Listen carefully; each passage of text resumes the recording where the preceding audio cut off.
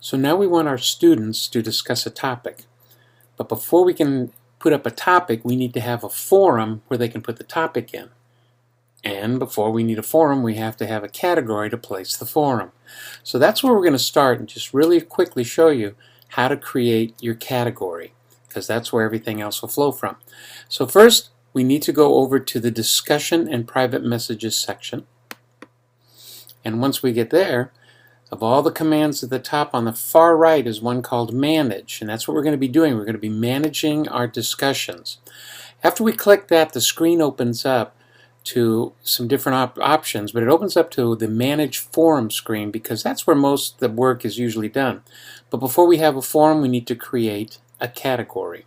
So we select manage categories, and we see the two categories we have now, a coffee house and main discussions, but we want to add another one.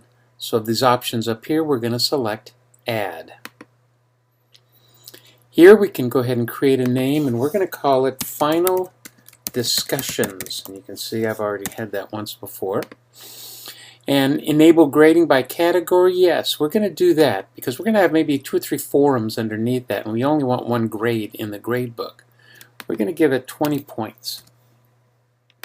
How many posts are we going to require? Well, we're going to have a requirement of 3 posts. By doing that, the student won't receive a green check on the course map until they've done all 3 posts. We're going to send it to the gradebook.